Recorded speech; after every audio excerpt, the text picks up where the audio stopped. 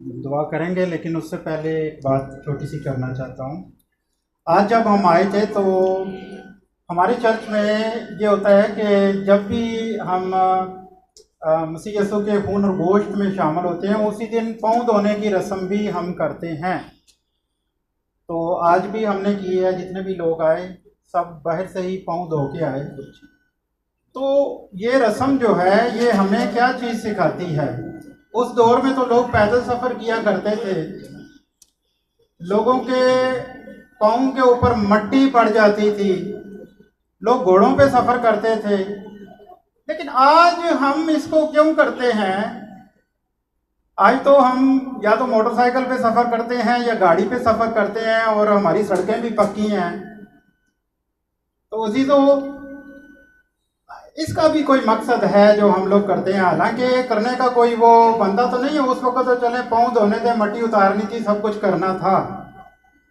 ये मसीह यीशु का एक हुक्म था जिसकी हम तकमील कर रहे हैं। असल में बहुत सारे लोगों के बहुत सारे नजरियात हैं कि हमें हर एक की इज्जत करनी है,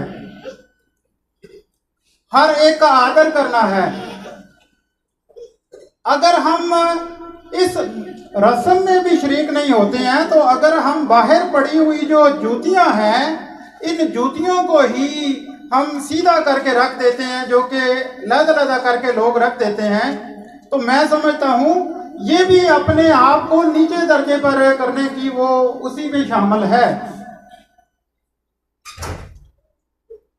शागिर्द आपस में एक दूसरे से क्या कह रहे थे कि हम में बड़ा कौन है? तो ये जूतियों की मिसाल मैंने इसलिए दी है।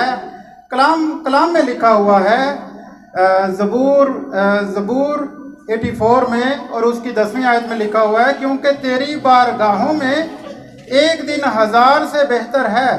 मैं अपने खुदा के घर का दरबान होना शरारत के हैमों में बसने से ज्यादा पसंद करूंगा। दरबान होना, जो बच्चा बाहर बैठ के खिदमत कर रहा है उसकी खिदमत छोटी नहीं है, उसने अपने आप को छोटा किया। मसीह यीशु ने कहा तुम में जो छोटा है वही सबसे बड़ा है। ये असल में था कि मसीह यीशु ने एक नमूना पेश किया था कि तुम में जो छोटा है वही सबसे बड़ा है।